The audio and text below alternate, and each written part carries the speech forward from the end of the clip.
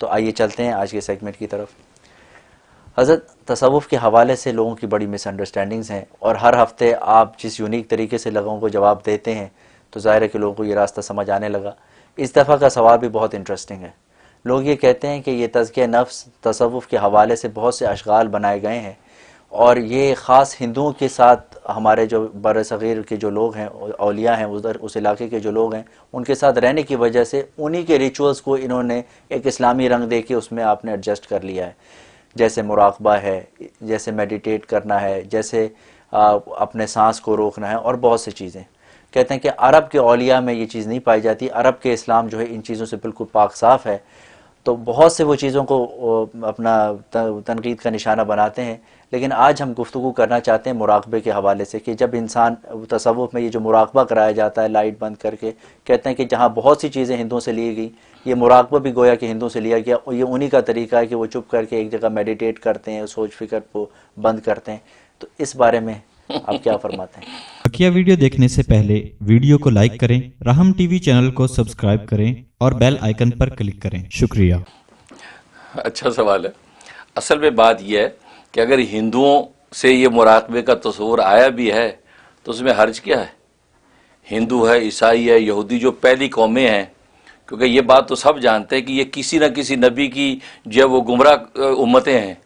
یہودی بھی انبیاء کی گمراہ امتیں ہیں، عیسائی بھی پہلے انبیاء کی گمراہ امتیں ہیں، مجوسی جو ہے وہ بدھ مت جو ہے وہ بھی گمراہ امتیں ہیں، بلکہ مہاتما بدھ جو ہے، جو گوتم بدھ کو بعض نبیوں میں بھی شمار کیا، اس کی تعلیمات کو دیکھ کے سمجھا کہ ہاں تو یہ جو بدھے جو ہیں تو یہ بھی ہو سکتا ہے اسی طرح یہ بھی امت ہو کہ جیسے باقی عیسائی یہودی، جیسے عیسائی یہودی گمراہ ہو گئے اپنے اصل دین سماوی سے ہٹ گئے، ایسے یہ بدھے بھی ہٹ گئے۔ اس لیے ہندو جو ہے یہ بھی جو پرانے کو نبی ہوں اسی کی امت میں ہو، لہٰذا بہت سے علماء نے تو حضرت نوح علیہ السلام کی امت کا اثر بتایا ہے اس کو کہ ہندو وہاں سے چلے آ رہے ہیں، کیونکہ ہندوازم جو ہے وہ تو یہود سے بھی پرانا نظر آتا ہے۔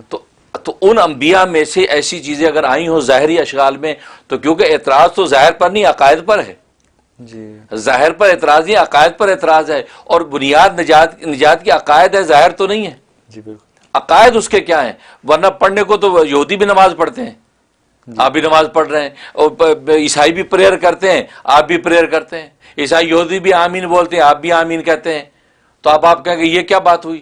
تو ظاہری بات یہ ہے کہ وہ جو تصور یا مراقبہ جو کر رہے ہیں وہ کس عقیدے کے ساتھ کر رہے ہیں، سوال یہاں ہے۔ پہننے کو تو احرام کی طرح چادریں دو لپیٹ کے ہندو بھی پھر رہے ہیں۔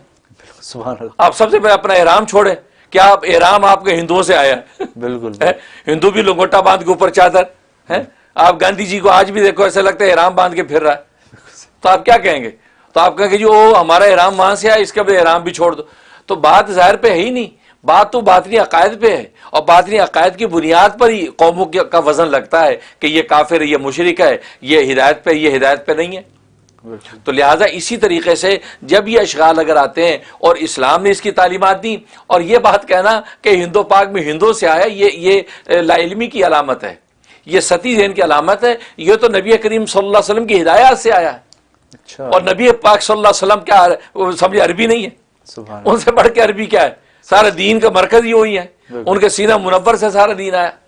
چاہے صحیح بخاری کی حدیث ہے کہ نبی کریم صلی اللہ علیہ وسلم کا ارشاد ہے کن فی الدنیا کانک غریب، ابن عمر رضی اللہ عنہ سے فرمایا کن فی الدنیا کانک غریب، تو دنیا میں ایسے رہے کہ جیسے کہ ایک غریب رہتا ہے، یعنی مسافر، یعنی راہ گزر رہتا ہے، مسافر رہتا ہے، او عابر سبیل، یا ایسے رہے جیسے ایک راہ گزر رہتا ہے۔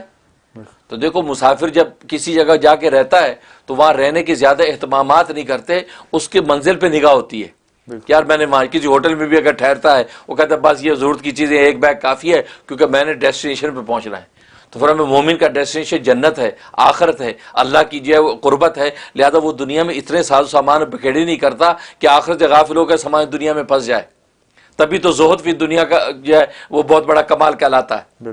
فرمایا او عابر سبیل، یا ایسے رہے جیسے راہ گزر رہتا ہے، جو راستے میں چل رہا ہے وہ تو مسافر سے بھی زیادہ کم سامان رکھتا ہے کیونکہ اس کو چلنا ہے، وہ تو اور ہلکا سامان رکھتا ہے، اور چلا جا رہا ہے وہ تو دائیں بائیں دیکھتا بھی نہیں، کہتا منزل پہ پہنچ رہا ہے۔ تو فرمایا یا ایسے رہے، فرمایا ایسے رہے یا ایسے رہے، اور بلکہ ترمذی کے اندر الفاظ یہ ہیں، یہی روایت ہے اور آگے اضافہ ہے، وعید نفسک من اہل قبور، وعید نفسک من اہل قبور، اپنے آپ کو مردوں میں شمار کر، سبحان اللہ، اپنے آپ کو مردوں میں شمار کر۔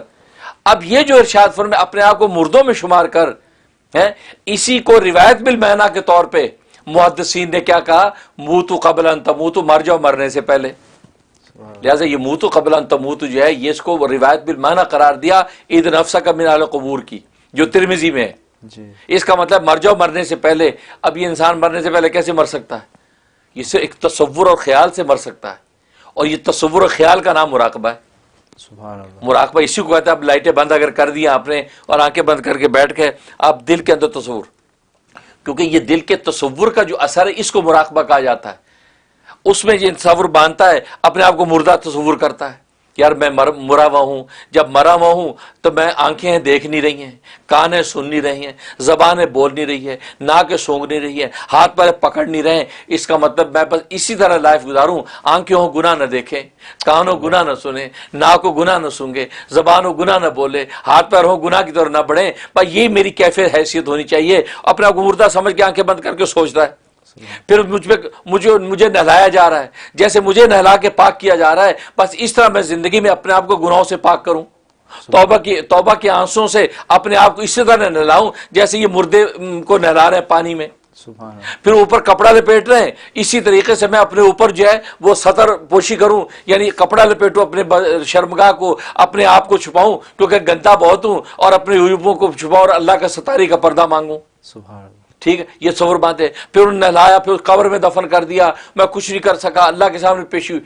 اب یہ تصور جو بات ہے نبی اسی کا تو دے، یہی تو مراقبے کا حکم ہے، عید نفسک من اہل قبور، اپنے آپ کو مردوں میں شمار کر۔ یہ مراقبہ نہیں تو اور کیا ہے؟ سبحان اللہ، صحیح بات، تو نبی خود مراقبہ کو حکم دے رہے ہیں، تو مراقبہ چلا تو نبی سے ہے۔ آپ کہتے ہیں عرب کے اولیاء اللہ کے پاس مراقبہ نہیں، آپ عرب کے اولیاء اللہ کو جانتے کہاں ہیں؟ صحیح، آپ کو خبر کیا ہے عرب کے اولیاء اللہ ہوتے کیا؟ آپ پہلے اولیاء اللہ، کیونکہ ولایت و معرفت آئی ساری وہاں سے، بالکل، عرب، ساری ولایت و معرفت آئی وہیں سے ہے۔ یا شاہ ولی اللہ رحمۃ اللہ علیہ سے ادھر جاؤ تو سارا عرب کے محدثین آ رہے ہیں، بالکل، ولایت و معرفت ساری وہاں سے آ رہی ہے۔ پھر یہ کہ جو مشائخ سلسلہ ہیں، خواجہ معین الدین چشتی کے اوپر چلے جائیں تو سارا آگے جا کے سارا سرچشمہ عرب کی دنیا سے آ رہا ہے، جو رسول اللہ صلی اللہ علیہ وسلم کے سینہ منور سے نکل رہا ہے۔ کہیں صدیق اکبر رضی اللہ تعالیٰ عنہ کے سینہ انور سے، کہیں عمر فاروق رضی اللہ تعالیٰ عنہ سے، کہیں عثمان غنی، کہیں علی مرتضیٰ، اور علی مرتضیٰ باب العلم والقضاء، وہ تو امام الاولیاء ہیں۔ سبحان اللہ، ولایت و معرفت کے سارے سرچشمے وہاں سے نکل رہے ہیں، اور ولایت کا تاج اللہ نے ان کے طرف پہ پہنا دیا۔